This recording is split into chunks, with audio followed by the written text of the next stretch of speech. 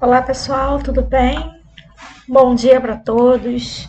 Estamos aqui para mais uma semana de aula, né? Não reparem aqui, hoje eu estou num lugar meio que inusitado, né? Não tenho internet em casa, então muitas das vezes eu preciso estar procurando lugares onde eu possa estar tendo meios, né? Então hoje eu estou aqui no meu segundo trabalho, mas não deixando de levar a aula para vocês, tá? Bom, galera, hoje é aula de filosofia, tá? Só para lembrar apenas um recadinho que assim, eu não sei, tá? Eu não tenho muita afinidade, né, com algumas partes, né, da informática. Então, eu tô tentando estudar ainda um pouquinho de como que eu vou fazer aula ao vivo, tá? Estou recorrendo a amigas já algumas pessoas que já estão fazendo, enfim. Então, estou tentando ver e se tudo der certo, nós semana que vem vamos ter a nossa aula ao vivo, tá? Mas eu não vou garantir para vocês, não vou prometer, tá bom? Que promessa é dívida, né? Bom, pessoal, é muito importante que vocês me deem um feedback, né? Caso vocês não estejam compreendendo alguma parte da filosofia, tá? Bom, apenas recapitulando, né, o que nós já estávamos vendo, nós iniciamos, né, com o período pré-socrático, aí entramos em Sócrates, falamos um pouquinho do campo das ideias, né, que Sócrates achava, né, como que Sócrates, né, ele tinha uma oposição aos sofistas. Vimos quem foram os sofistas. Os sofistas foram aqueles que tinha o dom da oratória, o dom da retórica, né, o dom do convencimento, né, era aqueles sofistas que cobravam muito caro, né, e muitas pessoas estudavam com eles, principalmente políticos de Atenas, e aí que Sócrates, né, vai começar a criticar, né, esse modo dos sofistas. Beleza. Então, passamos de Sócrates, fomos para Platão, enfim, chegamos em Platão, falamos um pouco do campo das ideias de Platão, né? Como que Platão achava que era o campo das ideias. E semana passada falamos falamos, né, toda a nossa aula sobre o mito da caverna, né? Trouxemos aquela história de como que aquelas pessoas observavam, né, através de sombras, né, provindas de uma fogueira. Pois bem, então chegamos hoje aqui, né, vamos falar, né, do então Aristóteles, né? Quem foi Aristóteles, né? Um grande filósofo de todos os tempos, tá? Se ele era ou não um dos maiores, eu não posso recordar, né? Não posso te dizer, mas enfim, ele que vai alterar a filosofia para sempre, né? Aristóteles, ele traz uma perspectiva extremamente revolucionária, né? Porque ele muda a filosofia, o modo de se comportar, o modo da filosofia se enxergar, e é isso que nós vamos falar ao longo da aula de hoje, tá? Primeira coisa para a gente conversar é para saber quem foi Aristóteles, né? Aristóteles, aqui ó, vamos lá, ó. Aqui ó, ele nasceu em Estagira, em Macedônia, né? Aos 18 anos, ele vai para Atenas, né? Por que ele vai para Atenas? Atenas era o grande centro intelectual da época, né? É um local onde aquelas pessoas com poder financeiro, com poder econômico, iam para estudar, né? E aí ele viu que ali era o lugar onde ele podia ganhar mais conhecimento, era filho de um médico, um bom poder financeiro, e o pai dele manda ele para lá para ele estudar. Então, quando ele chega em Atenas, ele não é ateniense, tá? Aristóteles, ele é um macedônio, né? Ele é de Estagira, como nós vimos aí. Então, dentro de Atenas, ele é chamado de meteco. O que é meteco? São os estrangeiros, né? E estrangeiros em Atenas, né?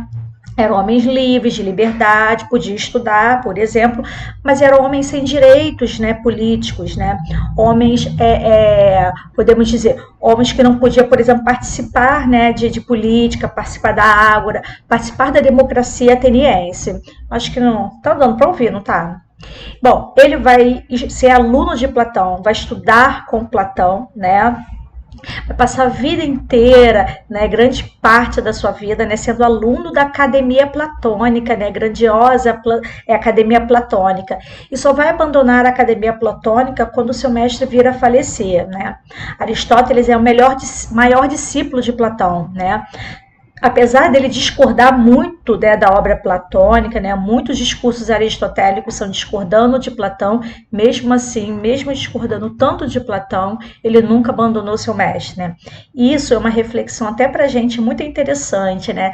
É algo para a gente poder refletir, né? Mesmo discordando de seu mestre, tão veementemente, não o abandonou, porque ele entendia que discordar era normal, discordância fazia parte do processo de aprendizagem, né? Do processo de conhecimento. Como eu disse para vocês, né, ele vai passar grande parte, né, da sua vida com Platão, e quando Platão venha a falecer, ele vai viajar pelo mundo grego, pelo mundo europeu, né, vai ser tutor de Alexandre o Grande, né, vai ser um grande professor, né, desse então grande imperador, né, da Macedônia, e vai ser aluno, né, Alexandre vai ser aluno de Aristóteles, né, professor particular, né, de Alexandre o Grande, Alexandre Magno, né, enfim. Né, e vai fazer com que o Aristóteles, né, conforme, né, ele vai dar aulas por Alexandre Magno, né, vai fazer dele um grande imperador, tá? Ele vai fundar também uma escola, vai criar sua própria escola filosófica chamada Liceu, né? Liceu até hoje, né, dá nome às escolas, né, francesas, né, uma homenagem à perspectiva e à visão aristotélica acerca da escola, acerca do local de aprendizado de conhecimento, né? Bom, eu trouxe aqui, ó, deixa eu passar aqui sobre uma foto, né, muito de tradição de esse quadro, né, aí, onde a gente vê aí, né, Aristóteles e Platão, né. A gente vê o Platão com sua barba branca, enfim, apontando para o céu, e a gente tem ao lado dele, né, o Aristóteles, o cara mais novo, enfim, né, apontando para baixo. Platão, o mestre, e Aristóteles, né, o seu discípulo, né, dizendo que a verdade, o Platão diz que a verdade está no mundo das ideias, né, que a verdade está onde, né, onde eu busco o conhecimento, né, a razão, onde tento encontrar a verdade. Encontra Aristóteles está como uma espalmada para baixo, né, para o real, para o chão, né, e isso tem que ser trabalhado. Isso que eu vou trazer essa reflexão hoje, que é a visão de Aristóteles, né? Porque como eu falei para você, né, que Platão era um autor que falava assim, existem dois caminhos para o conhecimento, a razão e os sentidos, tá? E ele vai chamar isso de mundo inteligível e mundo sensível. Vamos lembrar disso? Então, e já o Aristóteles vai dizer que a razão é o que garante para a gente conhecimento, né? Então, Platão diz, né, que a razão é o grande caminho para chegar ao conhecimento humano, né? Já Aristóteles, né, vai dizer que mais ou menos, né? Platão diz que existe a razão, né, e os sentidos, que são uma possibilidade de você ter um conhecimento, né? Já o Aristóteles, né, vai falar que não, né, vai ficar no meio termo, né, ele é um autor, né, aquele dualista, enfim, né. O Platão, ele vê dois caminhos para o conhecimento dualista, né, ele diz que a razão garantiu o conhecimento, né, e os sentidos podem ser enganosos, né, ou seja, nós temos dois caminhos, mas só um garante a verdade, né. A gente fala que o Platão é dualista, né, porque ele vê esses dois caminhos. O Aristóteles vai discordar, né? Ele vai dizer que não dá para você diferenciar, que não dá para você separar, né, razão e sentido. Para Aristóteles, razão e sentido andam juntos, né? Razão e sentido são quase que conjugados, né? Não dá para separar, não dá para segregar, né, razão e sentido. Na visão aristotélica, razão e sentido andam juntos, não tem como eu separar da minha mente, né? Agora eu vou pensar nisso, agora eu vou fazer aquilo. Não tem como, né? Para Aristóteles, as duas coisas andam juntas, no sentido de eu pensar, né, meu raciocínio andam juntos, o meu sentir, o meu raciocínio sempre andam juntos, né?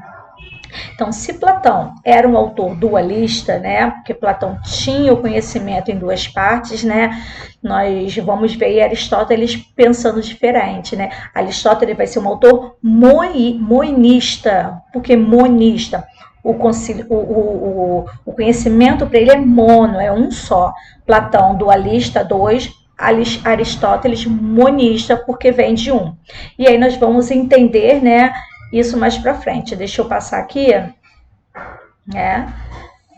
Então, Peraí, gente, só um minutinho aqui que eu me perdi um pouco aqui. Bom, então, como eu disse aqui para você, né, aqui eu trouxe um breve resumo, né, de quem foi o Aristóteles, né, e nós vamos ver aqui as suas principais ideias. Suas principais ideias vai ser uma classificação sistemática, né, dessas áreas do conhecimento, como eu disse para você, da lógica e da valorização do conhecimento empírico, né, para a obtenção de qualquer conhecimento prático sobre o mundo. Então, eu trouxe aqui para vocês algumas principais ideias, né, do Aristóteles. Então, vamos ver aqui comigo? Vamos lá, galera. Ó, democracia. Ele vai dizer que o contrário de Platão, que era um grande crítico do sistema democrático ateniense, Aristóteles ele vai reafirmar e vai defender a democracia como uma forma mais justa de governar, né? Sobre a sistematização, né? O Aristóteles ele vai ser um dos que vai afirmar a importância da classificação que separa o conhecimento sobre lógica, ética, política, física, metafísica, estética, que nós vamos aprender nas próximas aulas, né? A metafísica,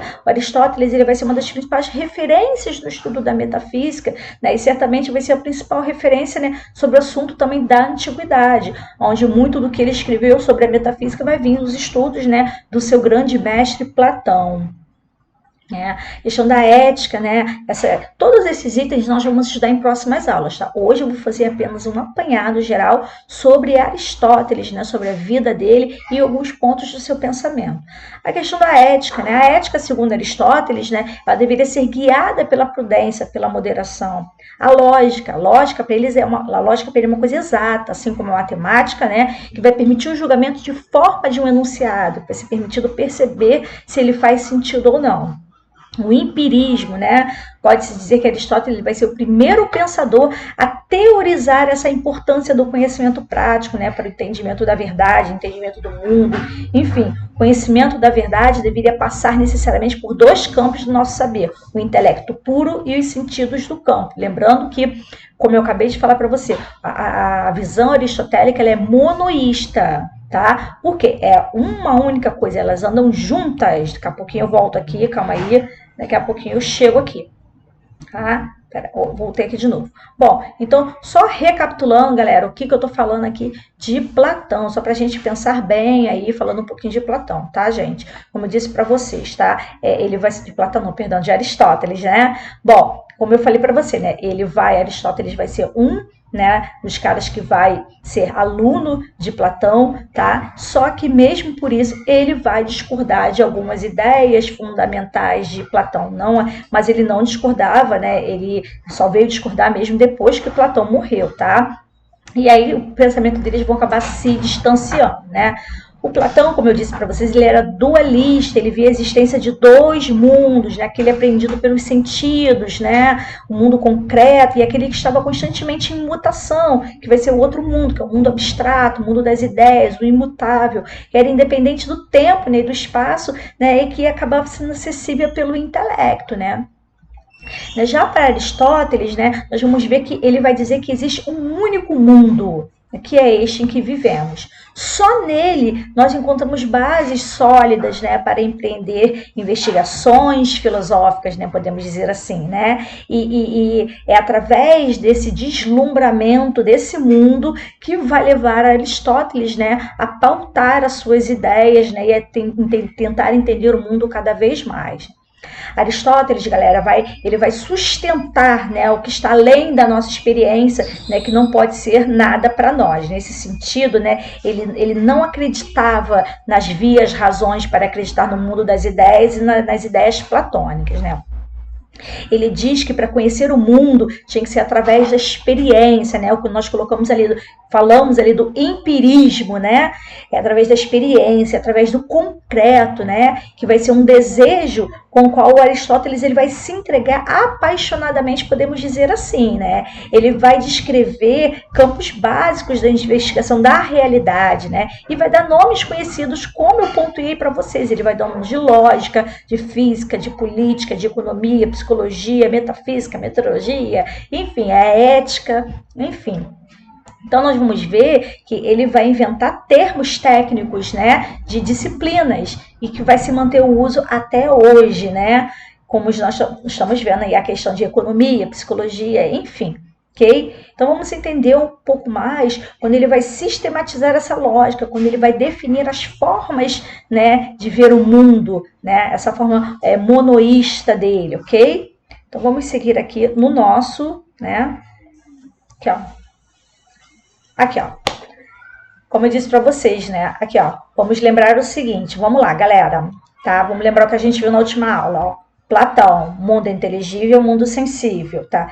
Se Aristóteles diz que existe um só, né, que inteligível e sensível andam juntos, ele vai dar um novo nome, tá? Ele vai chamar de mundo material, tá? O que é o mundo material? É a junção dos sentidos com a razão. Mundo material é isso aqui, ó. Por isso que ele coloca essa mão espalmada para baixo, é o que eu vejo, é o que eu toco, é tudo ao meu redor, né? A verdade não está só no mundo das ideias, a verdade não está só no local onde a reflexão além de mim, não, a verdade está aqui, né? Onde eu toco, onde eu vivo, onde eu encosto, onde eu vivo, onde eu vejo a minha realidade.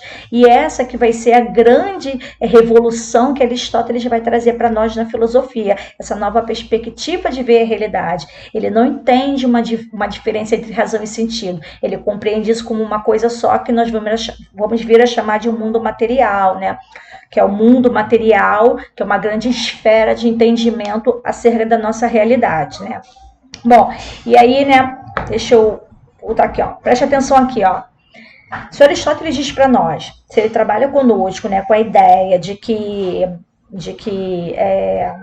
fugiu a palavra aqui, que o conhecimento tá, humano, que eu adquiro conhecimento humano através do mundo material, né, ou seja, né, que eu adquiro conhecimento, né, valorizando tanto a razão quanto os sentidos, né, ele está discordando de Platão, porque Platão achava que os sentidos, né, formavam conhecimento. Aristóteles diz e acredita que sim, né, que os sentidos também levam o conhecimento juntamente com a razão.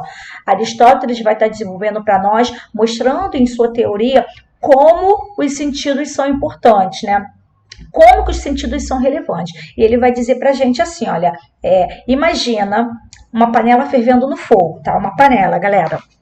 Imagina aí, a panela tá lá fervendo, borbulhando, né? Se você pegar a sua mão e encostar na panela, tá? Vai queimar. Isso é óbvio, né? Esse sentimento que você vai ter de encostar a mão na panela e queimar, né? Nós vamos chamar isso de sensação. Para Aristóteles, nos nossos sentidos, ou seja, visão, audição, olfato, paladar, eles nos geram sensações.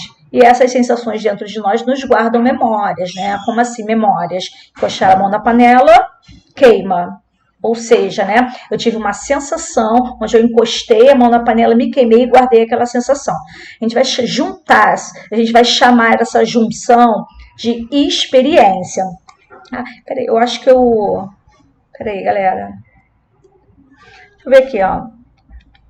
Deixa eu ver aqui no livro que eu trouxe para vocês aqui, peraí. Aqui, ó.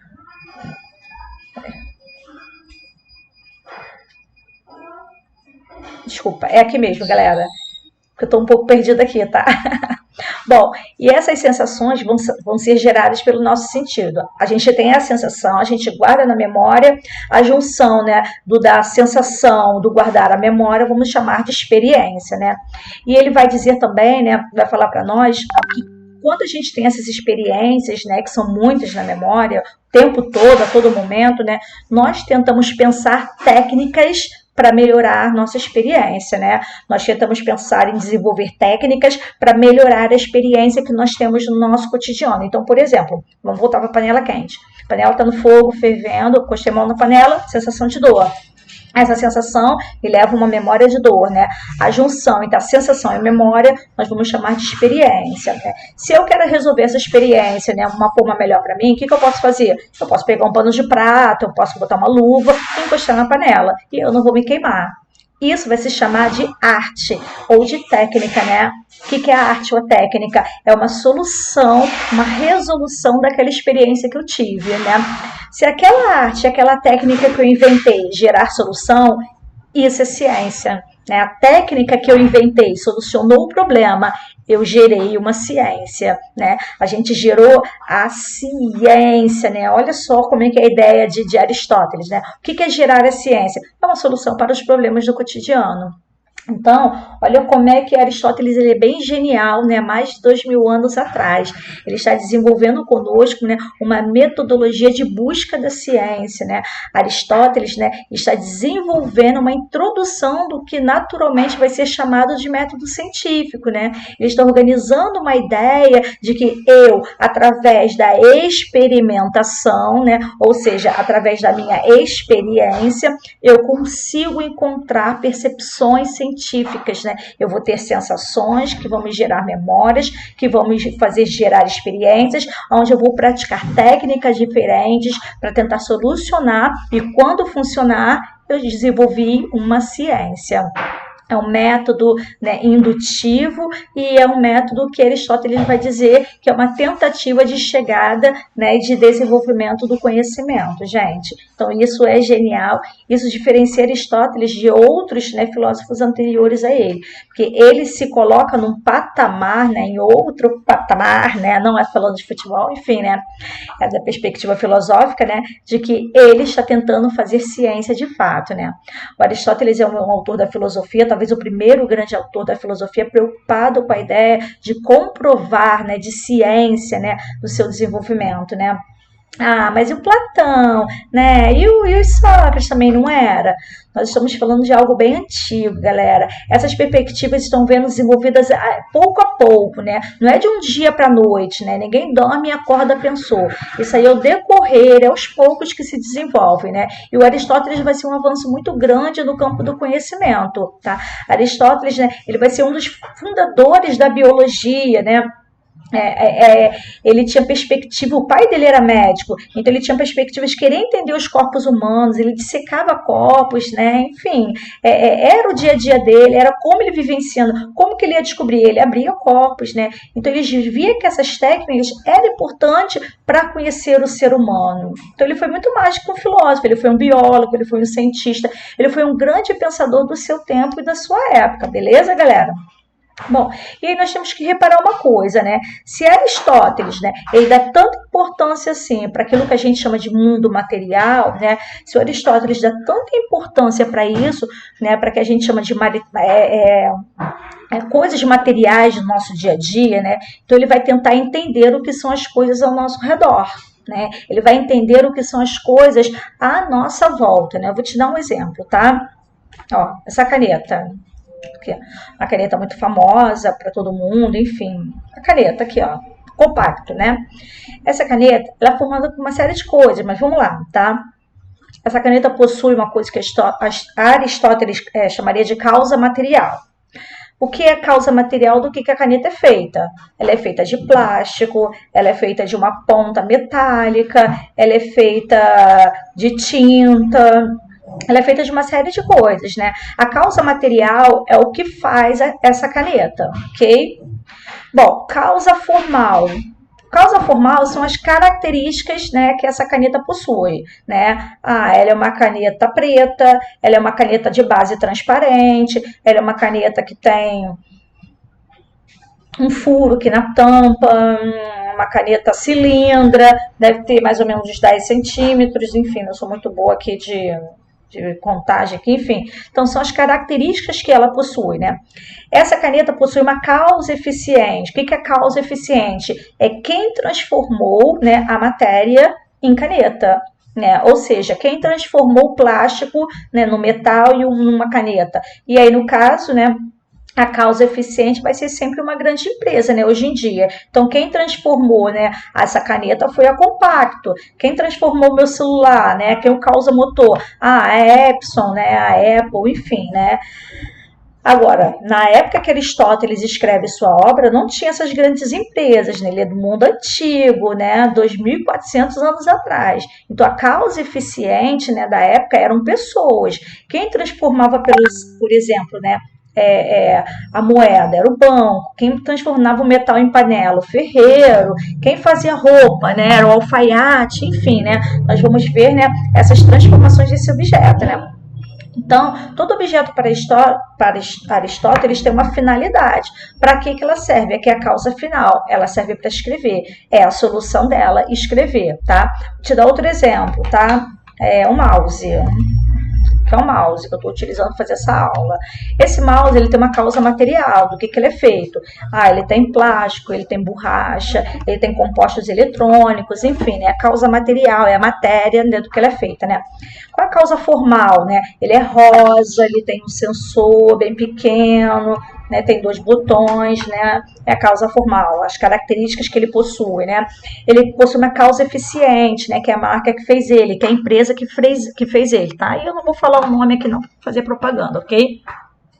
E a causa final, né, a finalidade, para que ele serve, né? Para que ele serve? Mexer no computador, servir de cursor, que vocês estão vendo aí, né, aparecendo e por aí vai, ok? Então, é bom que você entenda isso. A causa, né, é final, é a finalidade, né? E você pode usar isso para tudo, ó, fone de ouvido.